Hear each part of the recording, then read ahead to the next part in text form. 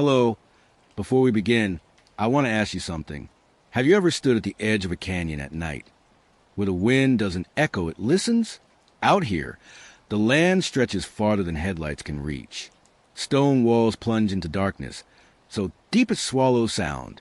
By day, it's beautiful, sacred, still, but when the sun drops, the silence changes.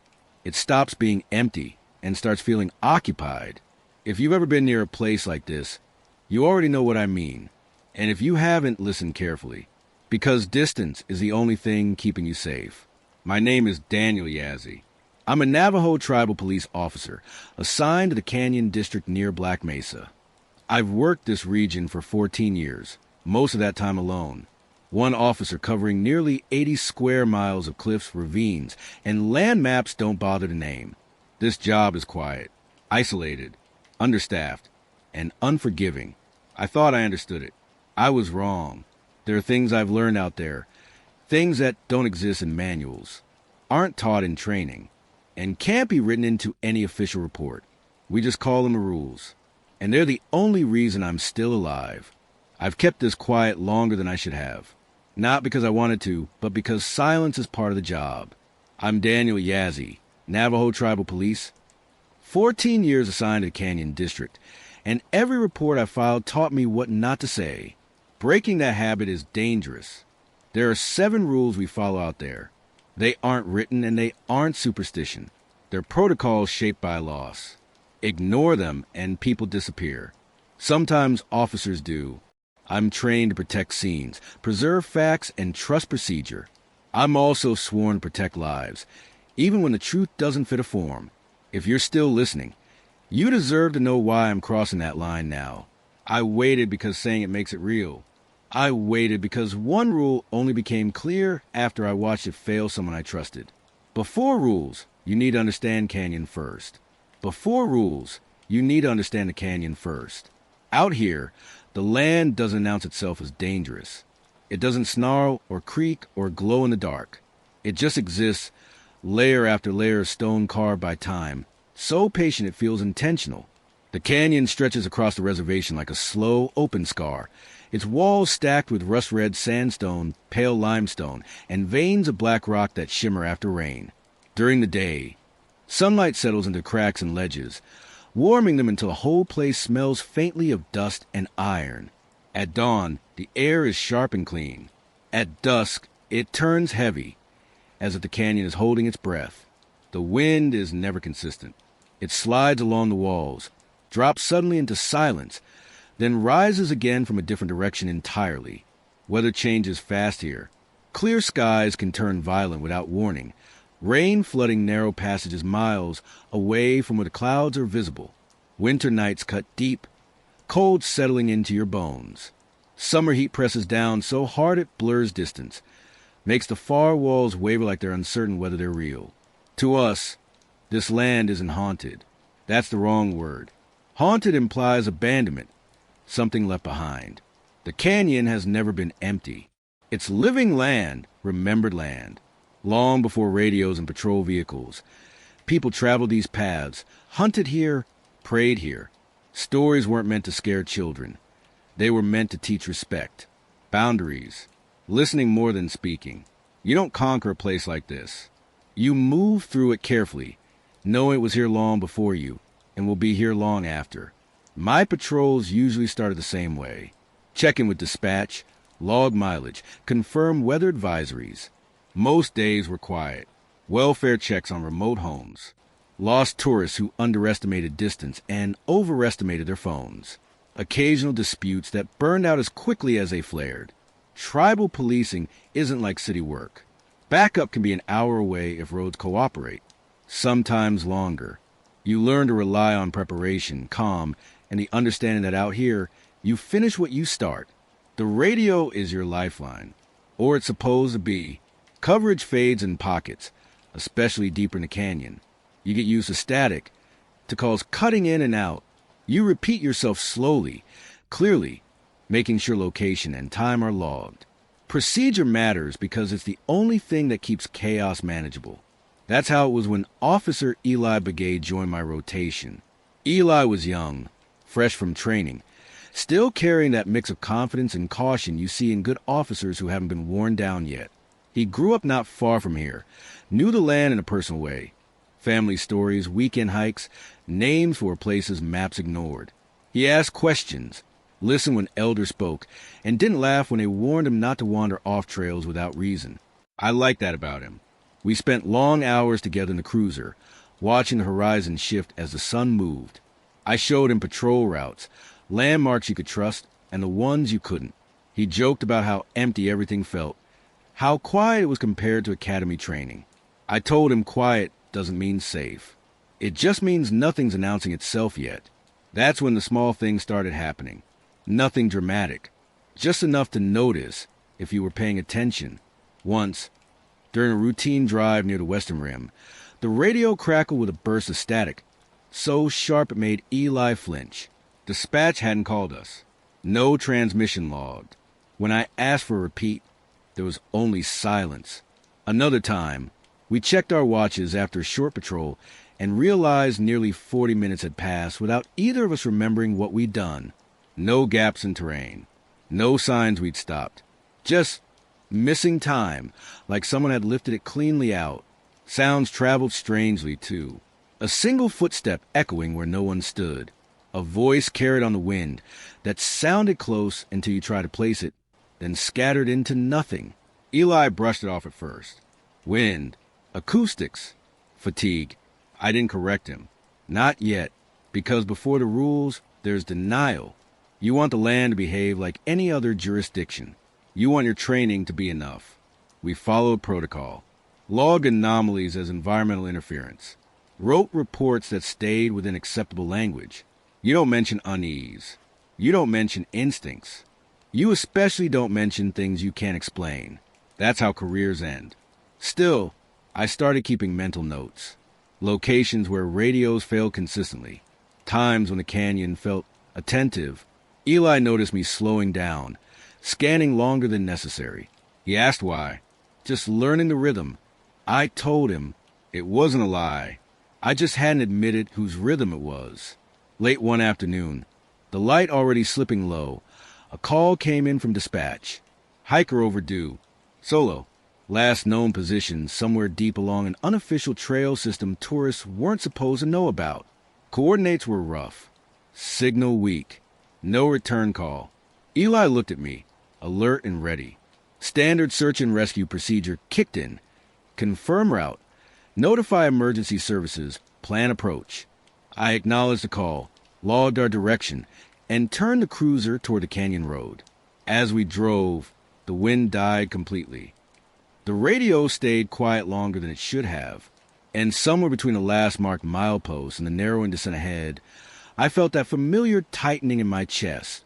The one that comes before you realize this won't end the way the report says it should. That was the first disappearance that couldn't be explained, and it wouldn't be the last.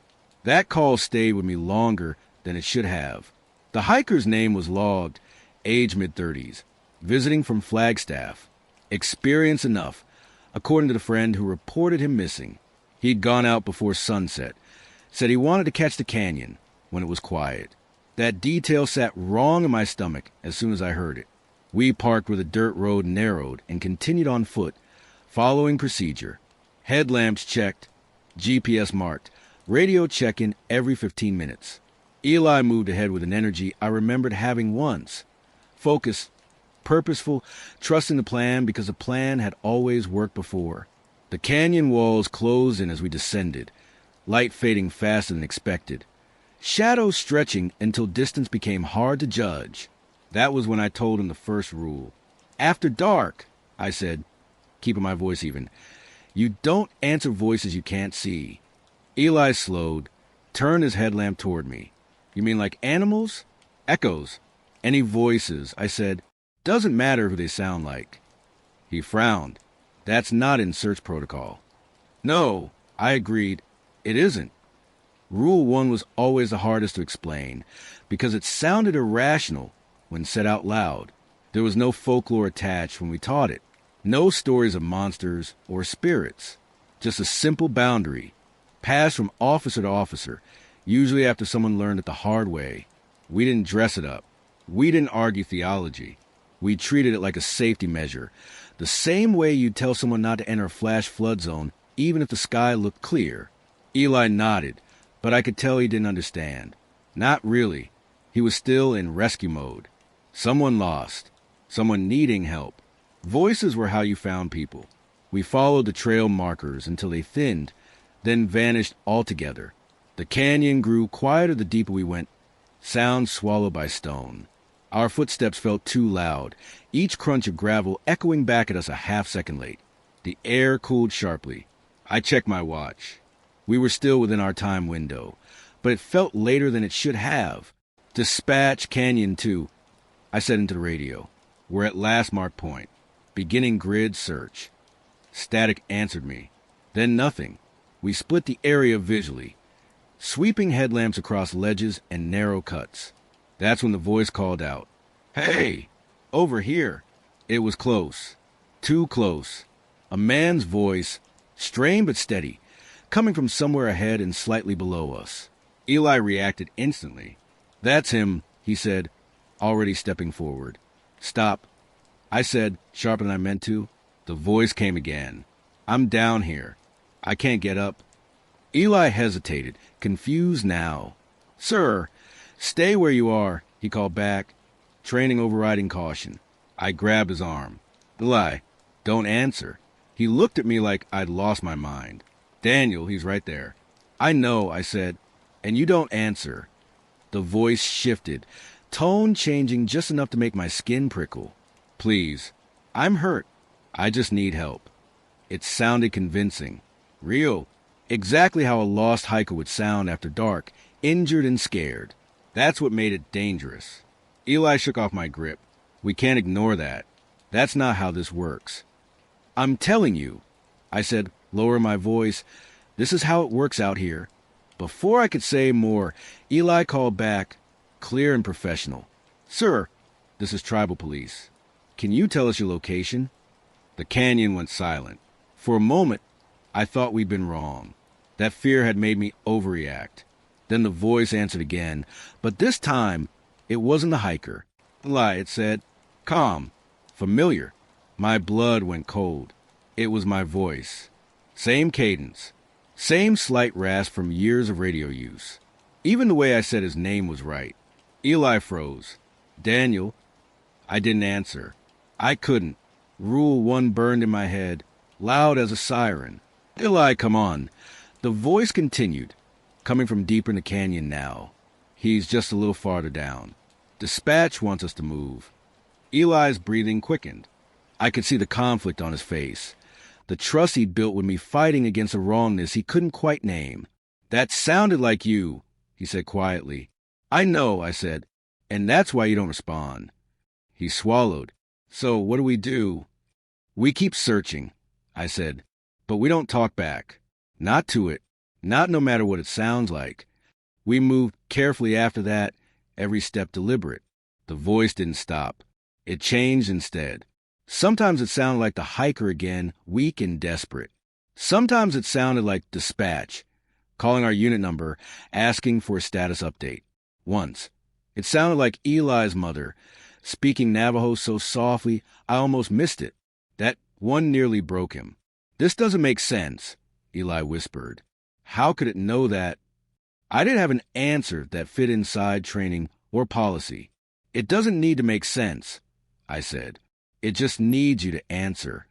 We found a hiker an hour later, alive but shaken, wedged between rocks after a fall. He told us he'd heard his wife calling his name from the trail above, telling him she was there to help. He'd followed the sound until he slipped. He said he didn't understand how she'd gotten there. We didn't correct him.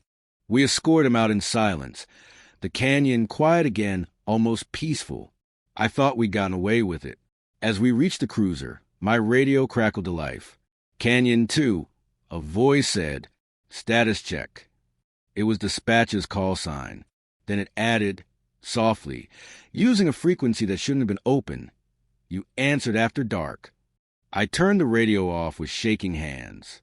Eli stared at me, fear finally replacing doubt. That, I said, is why there are rules. After that night, Eli stopped treating the rules like superstition. He didn't argue when I corrected him, didn't joke about the quiet anymore. He watched the canyon, the way you watch a person who's already shown you what they're capable of. Still, understanding rule, one didn't prepare him for the next two, because those didn't announce themselves with voices or fear. They worked slowly, patiently, changing things you thought you could trust. Rule 2 is simple: distances lie. On paper, the canyon is mapped, measured, every mile accounted for. In reality, those measurements only hold if the land agrees to them. I didn't explain it that way to Eli at first.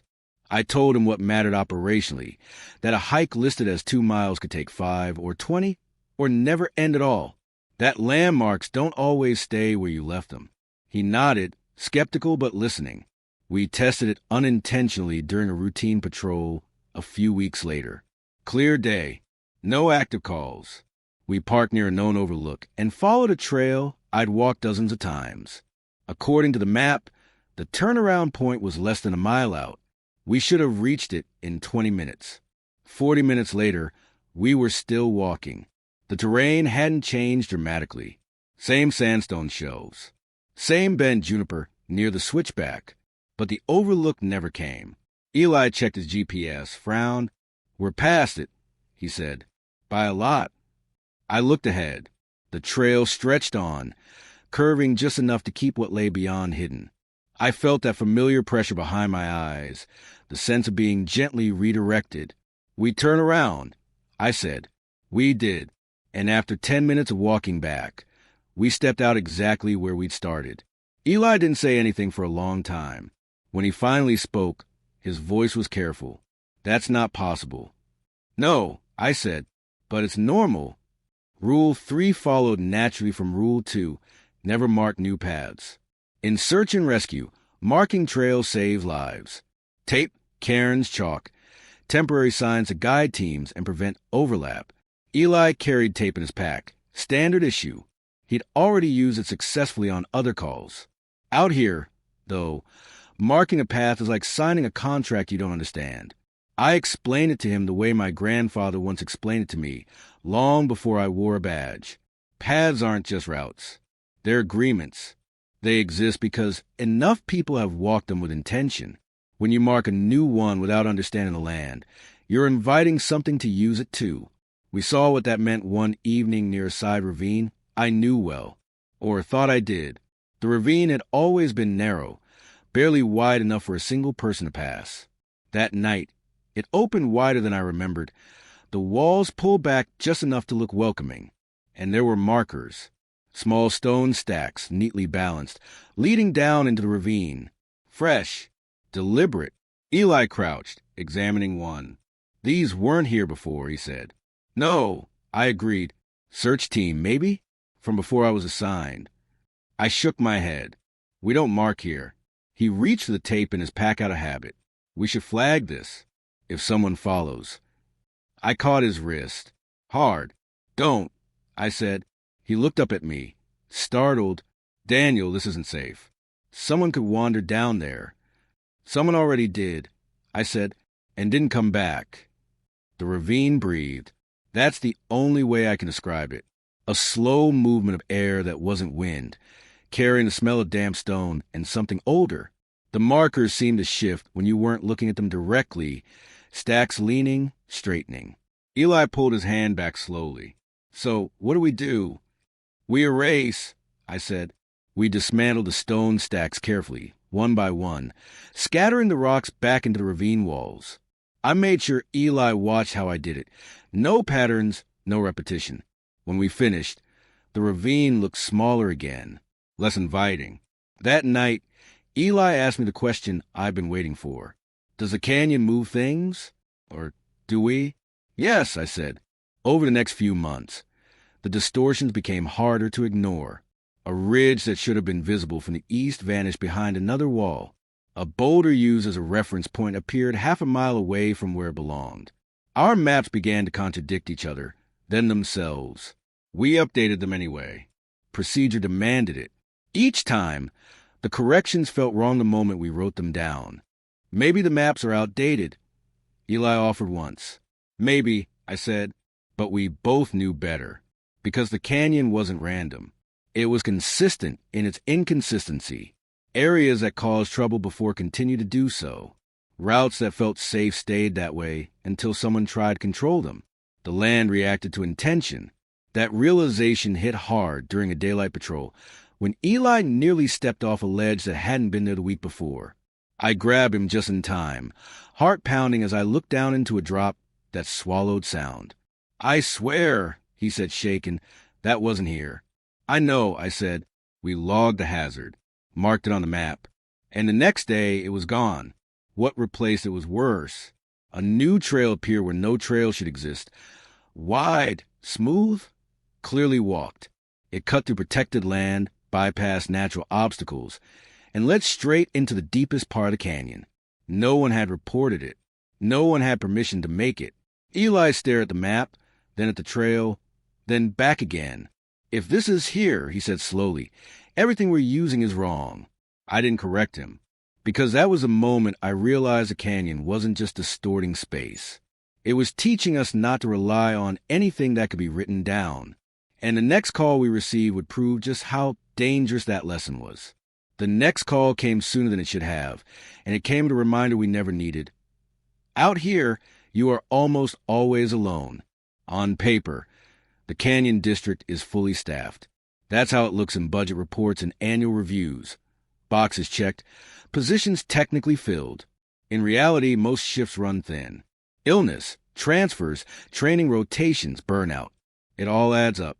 There were weeks when Eli and I were the only unit covering an area so large you could drive for hours and still be inside our jurisdiction. Backup existed in theory, not in time. That's the part people don't understand about rural policing. When something goes wrong, help isn't racing toward you. It's calculating distance, checking road conditions, and deciding whether it can even get there before morning. You learn to stretch yourself thin, to finish calls you shouldn't handle alone, to tell yourself it's temporary. Just one more shift, just one more night. Sleep becomes optional. You catch it in pieces, 20 minutes in the cruiser, an hour before the phone rings again. Fatigue settles behind your eyes, dulls your reactions. You compensate with routine, with checklists and repetition. Eli tried to fight it at first, proud of his stamina, but I saw the signs. The way his gaze lingered too long on empty spaces. The way he startled at sounds that shouldn't have mattered. The canyon didn't help. Once you notice it paying attention, it's hard to stop seeing it. Eli mentioned it offhand one evening as we logged reports under the weak light of the station. "Do you ever feel like it's waiting?" he asked. I didn't look up. "Waiting for what?" He shrugged. "For us to mess up." That was close enough to the truth that I didn't answer. Rule 4 came up quietly, the way most important things do. No dramatic explanation. No warning story attached. Just a line I added one night as we reviewed our patrol plan. If something pulls you downhill, I said, "You don't follow it alone." Eli raised an eyebrow. "Pulls. Calls. Sounds. Movement." I said, "Doesn't matter." "That's not standard procedure," he said, but there was less pushback than there would have been weeks earlier. "It keeps you alive," I replied. Downhill terrain in the canyon is deceptive. Gravity does half the work, makes descent feel easy, natural. Coming back up is another story entirely. Paths narrow. Footing crumbles. Radio signal weakens the lower you go. If you fall hard, and no one hears it. We already responded to 2 incidents where hikers followed noises downhill, rock slides, running water, voices, and ended up trapped or injured. Those were the ones we found. Others left behind only partial signs. Scuffed stone, dropped gear, footprints that angled down and never came back. Eli started noticing the feeling too. That subtle pressure between your shoulder blades, like eyes on you. He'd stop mid-step, glance upslope, then down again, jaw tight. "Do you see that?" he asked once, pointing to a shadow that didn't match the sun's position. "No," I said truthfully. "Feels like it sees us," he muttered. We didn't log that. Weeks blurred together. Long shifts. Empty roads. Calls that resolved themselves before we arrived. The canyon rearranged itself in small ways. Nothing dramatic enough to challenge outright. Just enough to keep us off balance. Fatigue made it worse. Doubt crept in, not about the rules, but about ourselves. Were we missing things? Overreacting? Letting stress fill in gaps that didn't exist? Then dispatch called late, close to midnight. Canyon 2, the operator said. We have a report of movement near Sector Delta. Possible injured party. Sector Delta was a problem. Steep drop-offs, no official trails, minimal access. I checked the screen. No caller ID. No contact number attached. Dispatch. I said, can you repeat source? There was a pause. Longer than normal. Caller didn't give a name, the operator said. Just said someone went down the slope and hasn't come back up. Eli looked at me. Downhill, he said quietly. I nodded. Rule for pressed against my ribs. What's the exact location? I asked. Another pause. Static threaded the line. They couldn't say, dispatch replied. Just near the old survey marker. That marker had been removed years ago. The land had shifted around it until it no longer existed in any meaningful way. We'll check it, I said, against my better judgment. There were only 2 of us on duty. No other units available. Protocol says you don't ignore potential injury calls. It doesn't say what to do when the call itself feels wrong. As we drove, Eli kept glancing at the radio, like he expected it to speak again. The road narrowed, headlights catching uneven rock faces and stretches of darkness that felt deeper than they should have been. Daniel, he said finally, what if it's not real? Then we confirm that. I said, and if it is, then we don't go downhill alone. We parked at the edge of Sector Delta, the night thick and still. The canyon below us was a black void, swallowing light. No wind, no insects, just silence heavy enough to feel. I keyed the radio. Dispatch, Canyon 2 on scene. Beginning assessment. Static answered.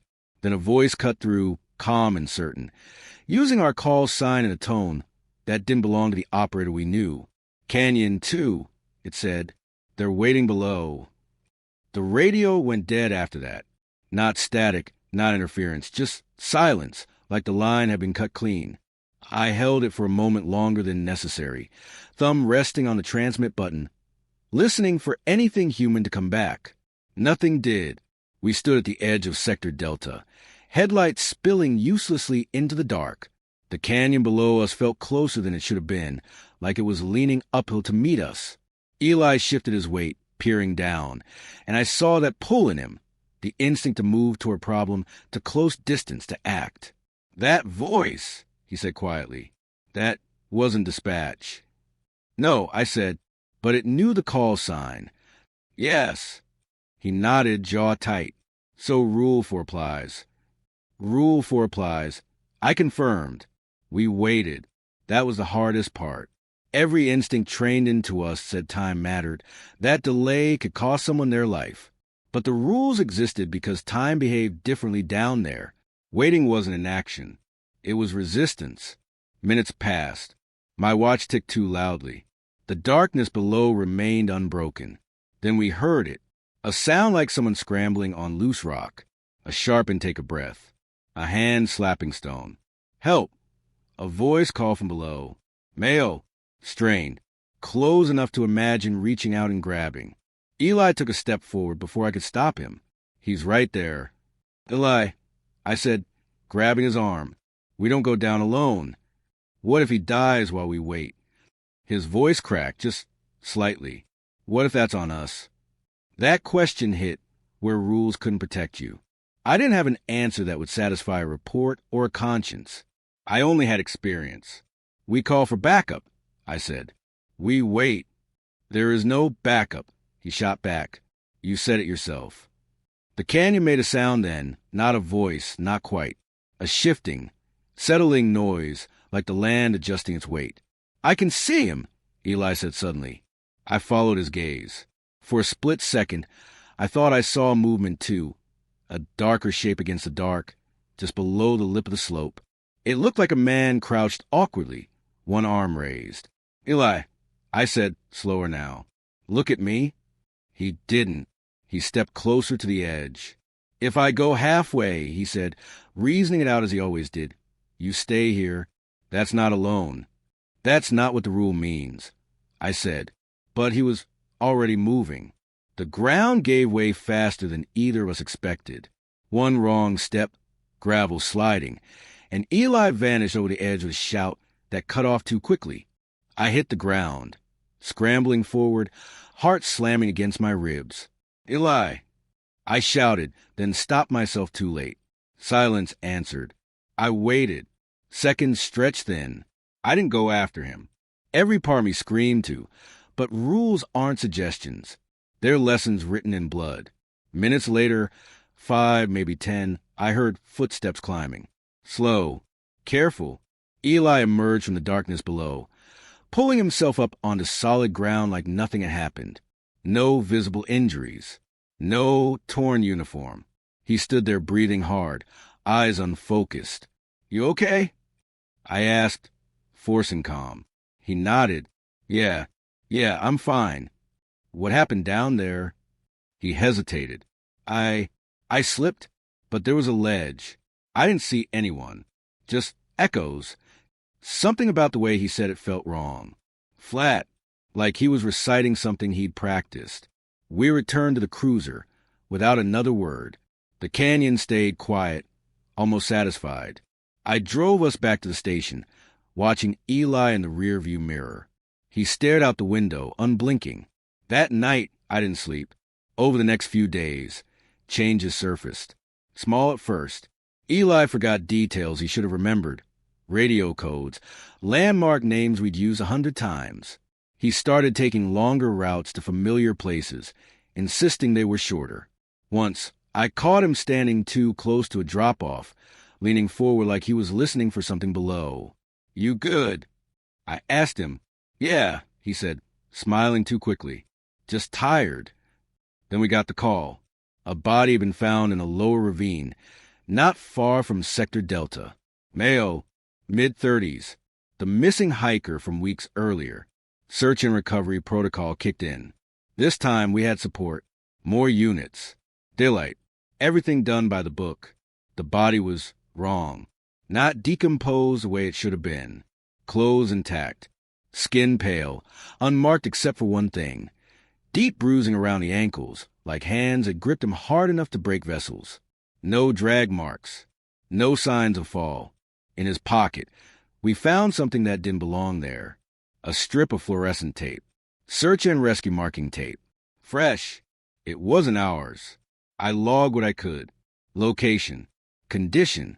Time. I did not log the tape. I didn't log the bruises.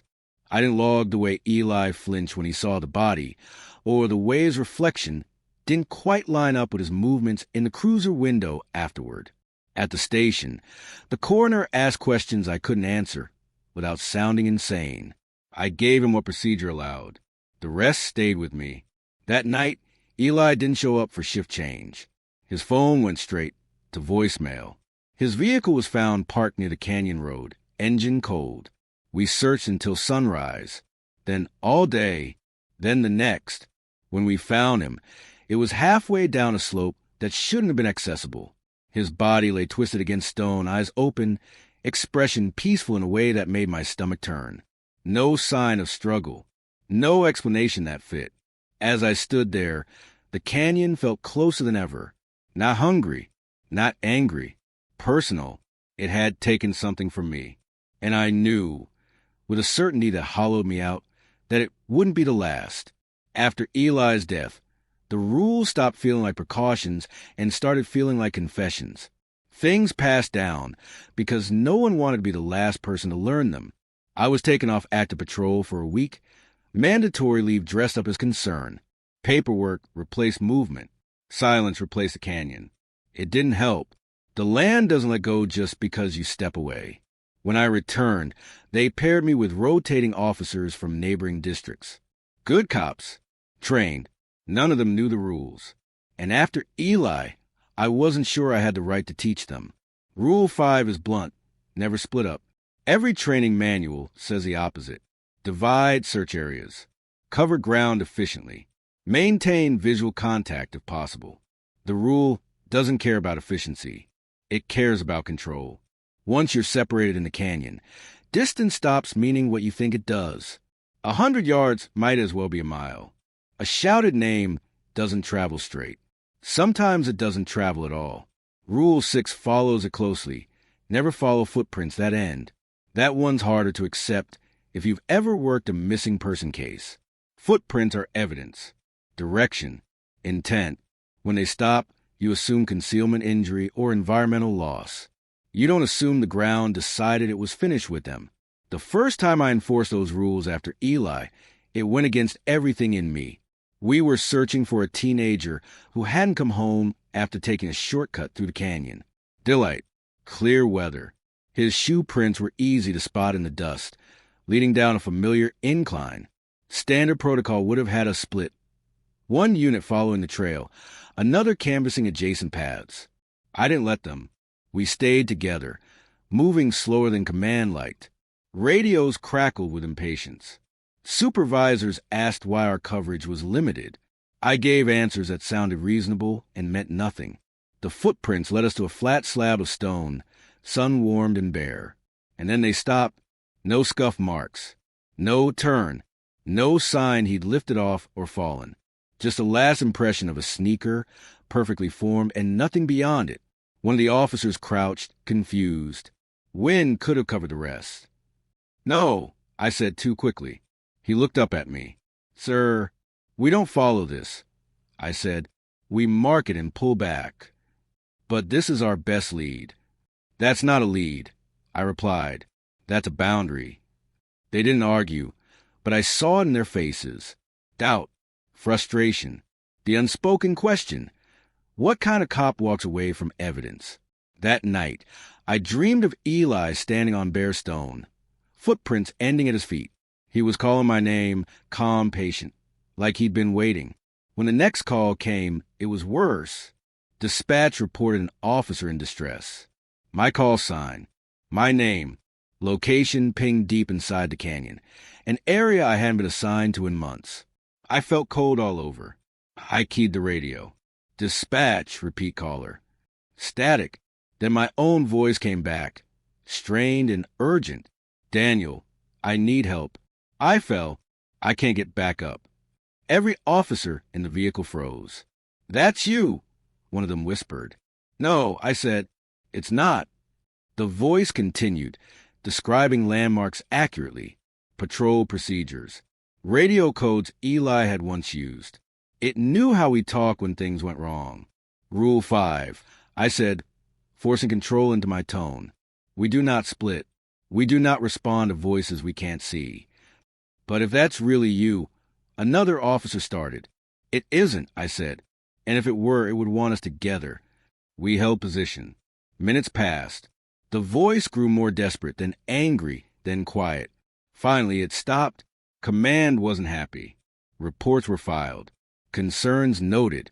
No one said supernatural, but everyone felt it.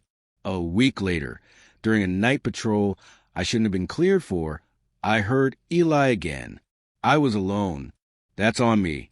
Staffing gaps, overtime pressure, my own need to face what I'd lost.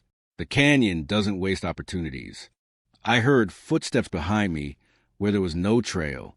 Slow, familiar cadence. Daniel. Eli's voice said softly. I stopped, didn't turn. You left me, he continued. No anger, just fact. I closed my eyes. Rule 1, I whispered to myself. Rule 5. The footsteps stopped. For a moment, I thought I'd won. Then I saw the footprints. They appeared in the dust beside mine, forming one by one, leading away downslope. Eli's boot pattern. The scuffed heel I remember from his first week. They went 10 steps, then ended midstone. I felt something shift then. Not around me. In me. Help them. Eli's voice said, closer now. They need you. You always said that. I turned. No one stood there.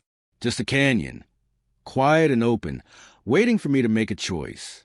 I didn't follow the footprints. But when I looked back up the slope, my own tracks were gone. And I understood, too late, that separation doesn't always mean distance. Sometimes it means being cut off from the person you used to be. That was the night the canyon, and I stopped negotiating.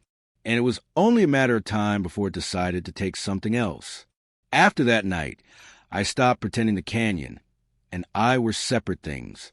You don't keep negotiating once you realize the other side has learned your habits. I stayed on duty, but I changed how I moved through the land. Slower, quieter, less certain of where I ended and it began. The call that led to the encounter didn't come through dispatch. I was driving a perimeter route just before dawn, the hour when night hasn't admitted defeat yet and day hasn't claimed authority. The radio was silent. No static. No chatter. I remember thinking how wrong that felt, how silence out here was never neutral. Then the world folded. That's the only way I can describe it. One moment I was rounding a bend. I knew well. The next I was rounding it again. Same rock outcrop. Same crooked juniper. Same dent in the guardrail I'd logged years earlier. My watch read 4:12 a.m. I slowed, heart pounding, and kept driving. The bend came again. 4:12 a.m. I stopped the vehicle. Shut off the engine. The canyon didn't care. The light stayed frozen, half-born. Shadows held their shape like they were painted in place. That's when the voices started. Not one at a time. All at once. Dispatch overlapping with Eli. A woman crying. A child laughing. My supervisor calling for a status update. Each voice clear on its own, impossible together. Filling the air without direction. They didn't echo. They didn't fade. They existed everywhere. I stepped out of the cruiser, grounded myself on the cold metal door. Rule 1, I said out loud, because silence wasn't an option anymore. The ground vibrated, not violently, but with intention. The canyon wasn't shifting space now. It was compressing it, pulling everything inward. I felt it then, not eyes, not a shape, but attention, like standing too close to someone in a dark room and knowing exactly where they are without seeing them. The presence pressed against my thoughts, rifling through memory with careless familiarity. Daniel. It didn't speak the name. It used it. Rule 7 surfaced in my mind fully formed, as if it had been waiting for the right moment to be remembered. Never acknowledge it knows your name. My mouth went dry. Every instinct screamed to answer, to assert myself, to demand explanation. That's how training works. Identify. Challenge. Control. The rule demanded the opposite. Time broke apart then. The sky brightened and darkened in uneven pulses. My watch ticked forward, backward, then stopped entirely. Footsteps sounded behind me, ahead of me, inside my chest. I caught glimpses of movement at the edges of my vision, suggestions of form that vanished when I tried to focus. The presence moved closer, not physically, conceptually. It filled the space where certainty used to be. You carry them, it pressed, not as words but as understanding. Images flooded me. Eli falling, the hiker's bruised ankles, footprints ending on bare stone. Guilt layered over memory until I could barely breathe. I dropped to one knee, gripping the dirt. I won't answer. I whispered. I won't follow. The voices changed tactics. They became procedural, calm, familiar. Officer Yazzie, dispatch said, perfectly composed. You are out of your vehicle without authorization. Daniel, Eli said gently, you don't have to do this alone. That one hurt. It nearly worked. I broke protocol then. Not the rules, the other one, the one written in manuals. I turned my back on the canyon. I faced the cruiser, placed my hands on the hood, and closed my eyes. I didn't speak. I didn't think. I let the presence have nothing to push against. No fear. No defiance. No acknowledgement. The pressure built, heavy enough to make my ears ring. The ground hummed. For a moment, I was certain it would tear something out of me just to see if it could. Then it recoiled, not in anger, in curiosity unfulfilled. The voices overlapped one last time, rising into a noise so dense it collapsed into itself. And then there was silence, not the canyon's usual quiet. This was abrupt, unnatural, like someone had flipped a switch. The light shifted forward all at once. Dawn completed itself in a single breath. My watch jumped to 6:03 a.m. The bend in the road stayed behind me where it belonged. I stood there shaking, alone, alive, too alive. I didn't report what happened. There was nothing to report that wouldn't end my career or worse. I logged a vehicle malfunction, a delay, nothing else. For days afterward, the canyon stayed still. No voices, no distortions, no calls that shouldn't exist. That was what frightened me most, because silence like that isn't peace. It's preparation. Silence didn't mean recovery. It meant the system moving on. Eli Begay's case was officially closed 3 weeks after his body was recovered. Cause of death, accidental fall. Contributing factors: low visibility, uneven terrain, fatigue. The language was clean, efficient, and completely wrong. I sat in the review meeting listening to people who had never worked the canyon discuss angles and probabilities like they were debating weather. No one asked why his tracks didn't match the slope. No one asked why his radio was found powered on, battery full, last transmission blank. I corrected what I could. Terrain details, timeline discrepancies, small factual anchors that didn't sound like accusations. Each revision came back softened. Words like anomalous became unclear. Unexplained became undetermined. Anything that hinted at intent, by the land or otherwise, was quietly removed. That's how the system protects itself. Not with lies, with editing. I signed the final report because refusing would have accomplished nothing. Paper doesn't change the canyon. It just keeps other people from having to look too closely. After that, I was reassigned to administrative duty more often than patrol. Temporary, they said, until things settle. My calls dwindled. My radio stayed quiet. When I did work the field, I was paired with officers who treated me carefully, like proximity might be contagious. I stopped being invited into conversations that mattered. Grief isolates you, so does knowing things you can't say. At home, I slept poorly. Dreams came in fragments. Eli's boots at the edge of my bed, the sound of gravel sliding, a voice using my name without a mouth to speak it. I stopped hiking recreationally, stopped visiting certain overlooks. The canyon didn't call anymore, but it didn't need to. I felt it in the way my thoughts bent around it. Outwardly, everything improved. No missing hikers. No distress calls from deep sectors. Search and rescue requests dropped to near zero. The canyon, for the first time in years, behaved exactly the way maps said it should. Trails stayed put. Distances matched expectations. Radios worked. Command took it as proof that caution had paid off, that procedures had finally aligned with reality. They never asked whose reality. I passed the rules on quietly. Not in writing. Never in writing. They live in conversations that aren't recorded, in pauses that say more than words. You don't list them all at once. You introduce them the way you introduce a weapon, slowly, with respect, and only when necessary. Don't answer voices after dark. Don't trust distance. Never mark new paths. Don't go downhill alone. Never split up. Never follow footprints that end. I never said why unless someone already understood enough to ask the right way. Some officers listened. Some smiled politely and forgot. The canyon noticed the difference. Months passed. Seasons turned. Dust storms erased old tracks and revealed new ones. I learned to read the land again, not as an enemy, but as something that demanded consistency. If you followed the rules, it let you pass. Not unharmed, just alive. The hardest part was knowing Eli would never be mentioned again beyond anniversaries and checklists. His locker was emptied. His name moved to a plaque. Closure was declared by people who didn't have to live with the echo of his voice. I carried that instead. Then, one morning, a new name appeared on the roster. Officer Lena Sosi, recent academy graduate, assigned to Canyon District for field training. I saw her before she saw me, standing in the lot with a brand new pack, posture straight, eyes scanning the horizon like she was trying to memorize it all at once. She reminded me too much of Eli. The same quiet confidence.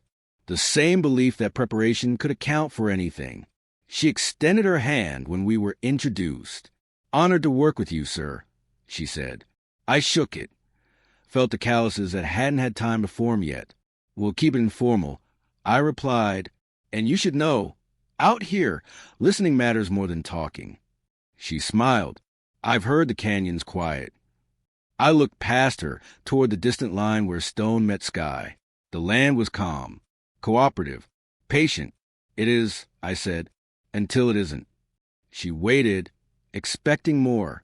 I didn't give it to her yet, because rules are only useful if the person hearing them is ready to understand why they exist. And the canyon had been very quiet lately. Quiet enough to make me worry it was ready to start teaching again. Lena's arrival forced a question I've been avoiding since Eli died. How long can you carry something alone before it starts shaping you into something unrecognizable? I told myself I was protecting people by staying quiet, protecting the department, protecting the land. That's a justification you reach for when truth feels heavier than silence. But silence has a cost too. It isolates. It corrodes. It teaches you to flinch at your own thoughts. Forbidden knowledge isn't dramatic the way people imagine. It doesn't come with clarity or power. It comes with restraint, with the constant effort of knowing when not to speak, when to let a conversation end early, when to swallow words that could save someone or doom them depending on how they're received. You start measuring every sentence for impact, every warning for consequence. Because out here, attention matters. I've seen it. The canyon responds to focus the way dry ground responds to rain. Curiosity draws paths. Fear sharpens edges. Certainty angers it.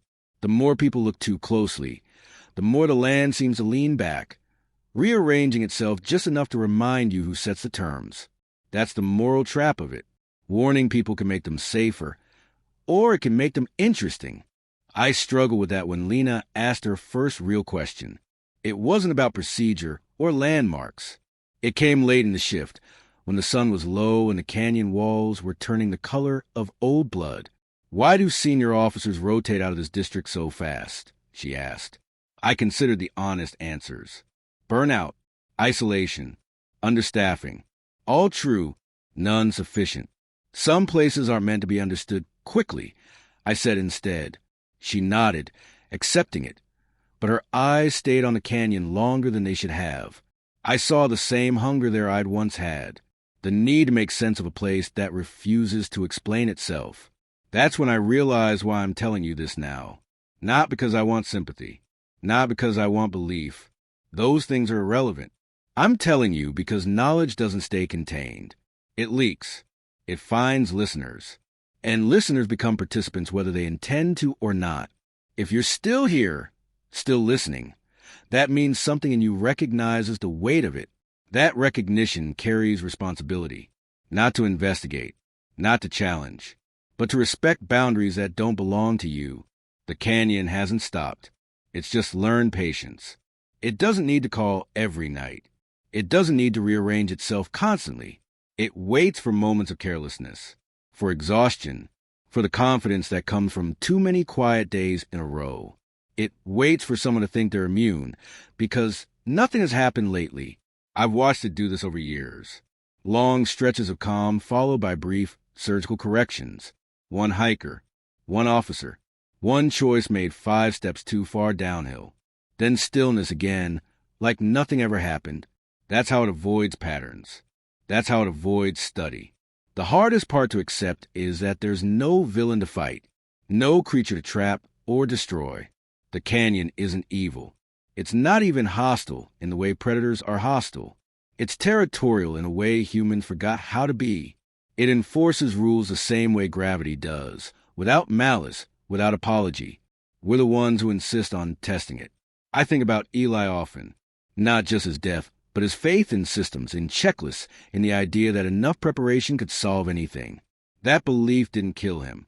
What killed him was compassion, colliding with a place that doesn't value the way we do. That's another thing no one tells you. Empathy is dangerous here, not because it's wrong, but because it can be used against you. Voices know which words to choose, which names to use, which memories to press until you move without thinking. I live with the guilt of surviving that, of knowing the rules and still failing to enforce them when it mattered most. That guilt doesn't fade. It just changes shape. it turns into vigilance, into caution that borders on fear, into nights where you sit awake, wondering whether speaking at all is another kind of violation. So why speak now? Because silence doesn't erase attention, it concentrates it. Because stories it told anyway, stripped of context, turn into dares or myths or entertainment. Because if people are going to look toward places like this, I'd rather they do it with humility instead of hunger. Listening doesn't mean acting. Remember that. You don't need to visit. You don't need to test yourself. You don't need to prove anything to a land that has been patient longer than you could imagine. The rules aren't challenges. They're boundaries. They exist so that interaction remains minimal, survivable. I still work the Canyon District. I still pass the rules on when I have to. I watch new officers learn the same lessons in safer, quieter ways. I intervene when curiosity sharpens into recklessness. Sometimes that's enough. Sometimes it isn't. And when I feel the canyon grow quiet in that particular way it did before Eli, before the voices, before the bend in the road repeated itself, I know it's listening again, not to radios, not to footsteps, to attention. That's the last thing you should give it. Because once you do, it starts paying attention back. And that's when the rules stop being enough. I went back to the canyon at night, because that's when truth feels closest to the surface. Not on duty, not responding to a call. Just me, the road, and the dark stretching out farther than headlights should reasonably reach. I told myself it was inspection, familiarity, closure. Lies were thin out here, and the land knows when you're using them. The moon was thin, barely enough to outline the canyon's rim. Shadows filled everything else, pooling in the low places like water. The air was still, too still. No insects, no wind. Even the usual distant sounds, dogs, vehicles, life, were gone. It felt like the canyon had stepped closer while I was away. I parked where Eli and I had parked a dozen times before. The same turnout, the same uneven gravel crunching under my boots. For a moment, memory overlaid the present so cleanly it hurt. I half expected to hear him behind me, adjusting his pack, clearing his throat before asking a question he already knew the answer to. I didn't. Instead, I stood there and listened. That's the first thing the rules don't say plainly enough. Listening is unavoidable. Silence doesn't mean absence. It means you're being given space to decide what kind of attention you're willing to offer. I recited the rules to myself, the way you do when you're checking that something still fits. Never answer voices after dark. Distances lie. Never mark new paths. Never go downhill alone. Never split up. Never follow footprints that end. Never acknowledge it knows your name. They sounded right. Complete. Solid. And yet, something about them felt outdated. Not wrong. Just insufficient in the way old maps are insufficient. Accurate once. Trustworthy until the land decided to change. I walked a short distance along the rim, careful to stay where I could see my vehicle. The canyon below was a solid mass of black, depth implied rather than visible. I felt the familiar pressure at my back. Not pushing, not pulling, just present. That's when I realized the first rule had already shifted. It wasn't never answer voices after dark anymore.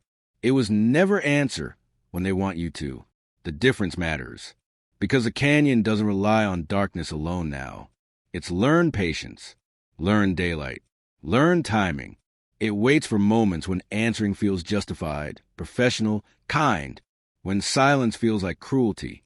I heard something then. Not a voice, a sound. Stone shifting against stone far below, slow and deliberate. It wasn't random. It was rhythmic, like footsteps measured by someone who knew exactly how far they had to go. I didn't look down. I stayed still and thought about all the times people mistake survival for victory. How they assumed that if they lived, they understood. The canyon punishes that assumption more reliably than any mistake. It adapts.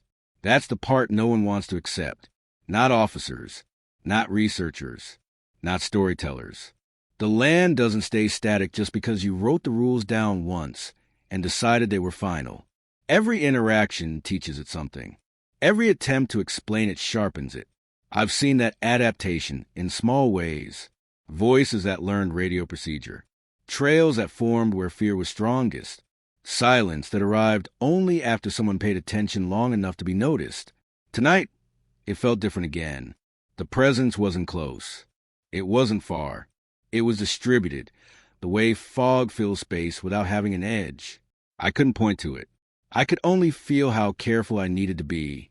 I thought about you then, not as an abstract listener, as a real person, somewhere else, reading or hearing this and deciding what it means, whether it's warning or fiction or invitation. That decision matters more than you think, because the canyon doesn't need you to be here to know about you. Attention travels. Stories travel.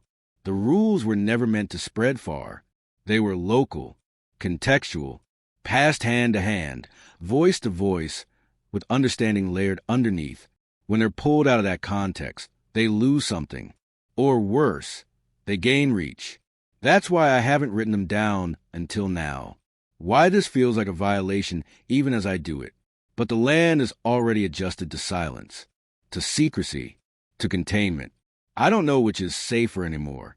I heard my name then, not spoken, not whispered, just present in the air, the way pressure is present before a storm. It wasn't asking. It wasn't demanding. It was acknowledging. I didn't respond. I didn't think. I didn't let myself wonder how it knew.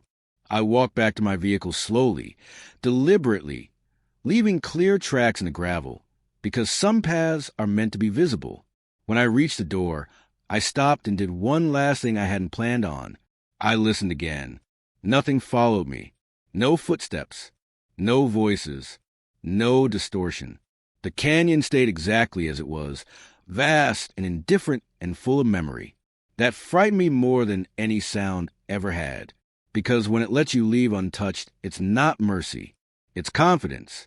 I drove away without looking back, the road unspooling ahead of me like it always had. The world beyond the canyon resumed its noise too quickly. Radios, engines, life pressing in. Normalcy snapped back into place with unsettling ease. By the time I reached the highway, I could have convinced myself none of it mattered. That's the danger. So this is the last thing I'll say, and it's not advice. It's not instruction. It's not a dare. If you ever find yourself near a place like that, where distance feels unreliable, where silence feels intentional, where the land seems to wait, don't ask what it is. Ask whether it's already noticed you. And if right now you feel like something is listening as you reach the end of this, that's because it probably is.